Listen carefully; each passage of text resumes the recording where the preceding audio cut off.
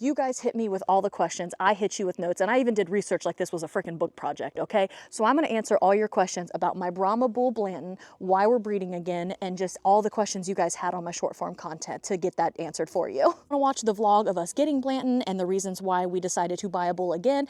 I have that video already done and it's on my channel. It's the vlog of when we got him, but I wanted to get more in depth of the questions because I understand people have a lot of questions, you know, why Brahmas? Can I get some more information about Brahmas? What do the calves look like? What are you going to do with the calves?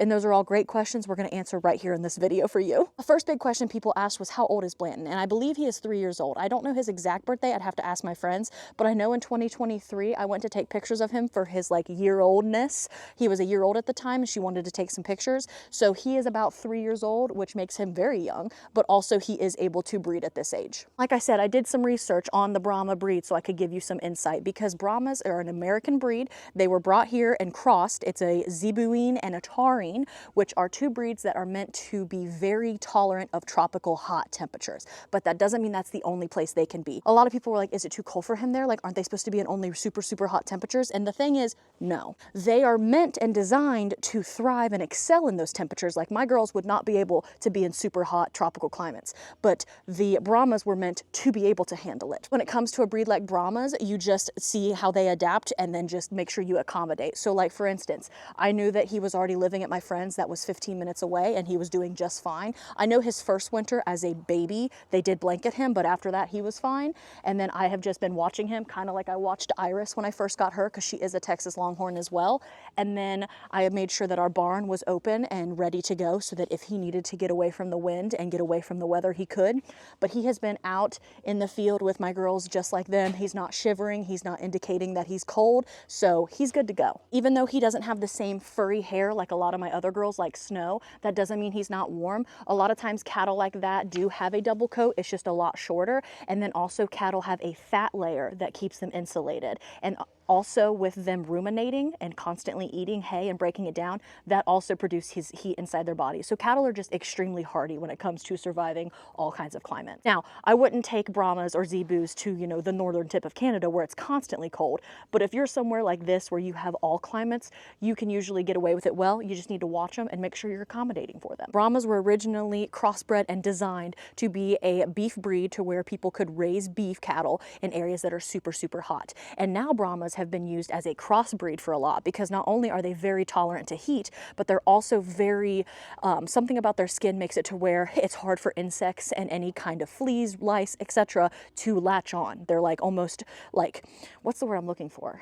They're not tolerant. It's like they, it's obviously not saying that they can't ever get them, but they're just very, God, I can't think of the frickin' word. That's why a lot of people have Brahmas. There's a lot of common crossbreeds, like Brangus is a Brahma and an Angus.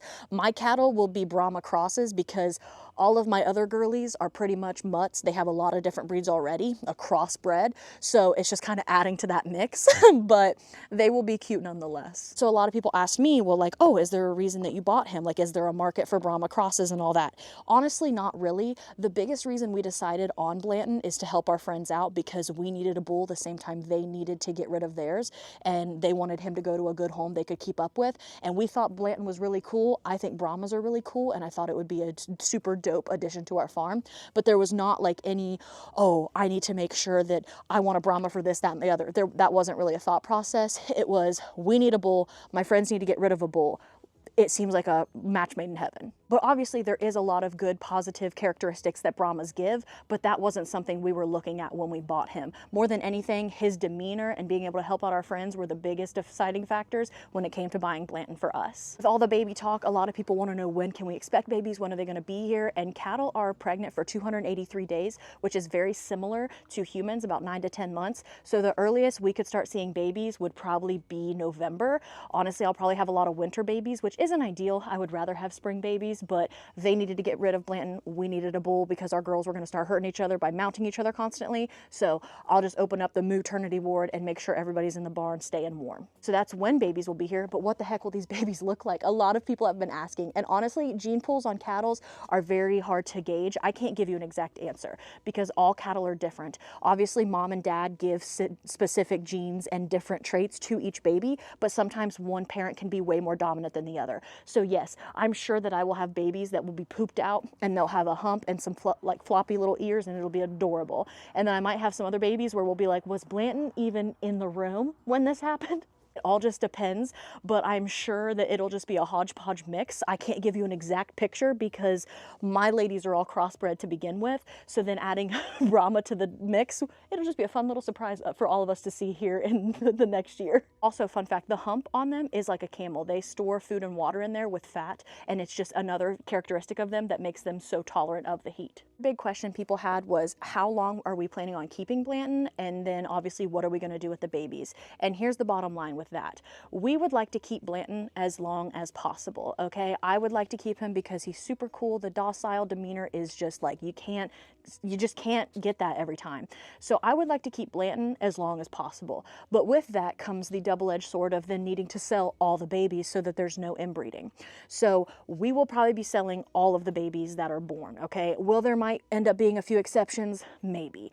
But at least right now, my plan is to sell all the babies at sale barns because I would like to be able to keep Blanton as long as possible. Like I said, when we're adding Blanton back to the mix, we are just allowing these cows to be cows. Out in the wild, when there were wild herds of cattle, they would have one bull to like 30 some cows, and they would just breed and constantly. That's what they're built and meant to do. It's no harm to them. It's not an issue. I can't just castrate him after a couple years because once bulls get to full size, it's very dangerous, and most vets will not perform that because it can cause bleeding out. And so right now, my goal is to just sell all the babies at sale barns. You guys know that in the past, or if you didn't know, I grew up showing cattle in 4-H and FFA. It's always been a huge passion of mine. I love giving back to the 4-H and FFA, but the breed itself is not going to be like a super desired breed for show calves. I would not mind selling again in that realm, but there's just not a lot of Brahma presence in my area. My area is also insanely competitive when it comes to show cattle, so I don't know that this would be a like high dollar breed. So like I said, they will most likely be sold at sale barns. And I've always been transparent. Some people do make their own assumptions when they see my content and how friendly I am with my cattle, but I am not a beef feedlot. I don't produce beef for America, but some of my babies are sold and they've probably been used as beef. There is not a market for pet cows. People do not buy and keep cows as pets, especially just crossbreds. There's some novelty breeds like Highlands or Minis that people will have as like a novelty pet, but nobody is buying from me as pet cows. And I don't market myself as like Farmer Lacey's cows because I'm not trying to turn a profit like that. We have never ever made more money than we spend on our cows. We just enjoy having them, and breeding is part of what they do and what they are meant to do. So that's just one of those things we deal with. I don't really know what you would call me. I'm not opposed to being called anything. I never want to be called a sanctuary, so I never give the wrong impression. But I don't know if that would classify me as a breeder because I'm not really breeding to like sell for profit. It's just kind of we have to sell because we have to. So like I said, are there going to maybe be a few random cases where I could keep a boy or two because I castrate them? Yeah. But for the most part, our plan is to sell every single baby that is born so that we can keep Blanton as long as possible. Somebody did ask if I plan on ever getting some Brahma ladies, and I wouldn't be opposed. It would definitely be a few years down the line just because I don't really buy cows very often.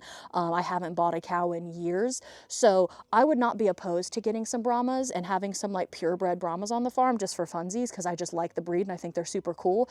But it would probably be down the line.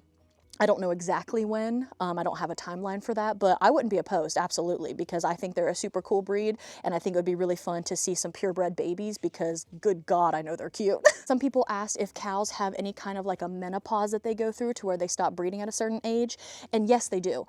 I don't think it's considered the exact same thing, but a lot of times once ladies reach an older age, they just don't get bred anymore. If I had any of my ladies that were super old and like not getting around well, I would probably separate them because, and just in case they still could get pregnant. But most of the time I've seen that nature kind of takes its toll there in the sense that once they get to a certain age, they stop being able to get pregnant. And so they just don't. And then I just let them vibe until they die of natural causes. This one was honestly just a really funny one I wanted to answer because someone asked if the cows get jealous when Blanton is with other ladies. And I thought this was so funny. So animals really just look at it as they need to be bred because that's what they're meant to do. That's why there's so many signs of when they are in standing heat. Like I said, they mount each other. So like my ladies will mount each other to be like, hey, we're ready, dude. Like, whenever, come and get it, you know? And so they will like basically try to help each other signal to him like, hey, homegirl's ready to go, bitch. Like, get to it. So there's really not a jealousy factor necessarily with that. It is funny though, because a lot of times it looks like jealousy, because if I have 3 or 4 girls that are in standing heat, they'll all just be around Blanton and all just like mounting each other, like trying to show him what to do. And so it is quite funny, let me tell you. But I don't really think there's a jealousy, just because animals have such a more simplistic mindset, and they really are just, you know, like that's just what they know as they breed, you know. It's really cool to watch a mother's instincts kick in as soon as a baby is born, because those mama cows just know they immediately need to start licking the baby, get it up and standing, let it go nurse. Like they just pushed a baby out. It looks effortless to them. Like it doesn't even look like it hurts them. And I'm so jealous. And they just immediately start taking care of their baby. They go into action, and it's just a beautiful thing to witness. But like that, nature is always around them, in the sense of they know when they are in standing heat, and they make sure the bull knows, like, hey, you need to come breed me. And most of the time they get bred back pretty quickly, because they just know how to hit that cycle when they're most fertile. It was a funny question, because it is kind of silly. And honestly, like I said, with cows being such a herd instinct, that's just their mentality. Like I said, animals' brains are much more simple, which honestly, jealous. So they just look at it as this bull, his intention and his goal is to breed us girls. We are his ladies. It's almost like a polyamorous relationship, I guess you could put it as. And so they all get bred. When they get bred, they all have the babies. I do know that sometimes, I didn't see questions like this, but I have never experienced a bull ever being aggressive with babies, but I normally have put my babies in the maternity ward every year just as a safety precaution, but I've never seen bulls be aggressive. I've sometimes seen, like, Rocco was actually very protective of his babies, and it was really cool to witness, but it's not an issue at all. Cattle know to breed, and, you know, I always think of this because I was such a nerd that watched Animal Planet as a kid, but I remember watching that, like, the reason gorillas, at least at the time, this was like fucking 15 years ago, but I remember at the time gorillas were so extinct because the mom has to be with the baby for like 2 years, and she won't breed again until that baby is fully grown and like weaned. So their populations were going down so low because the gorilla males would kill the babies so that they could breed the ladies again. And I was like, if that ain't some man shit, I don't know what is. Know that I have talked about it on my short form. Bulls are not inherently aggressive. They really aren't. Like, obviously, please, for the love of goodness, do not go out and just walk up to random cows. You should never do that, period. I don't care if you know the farmer.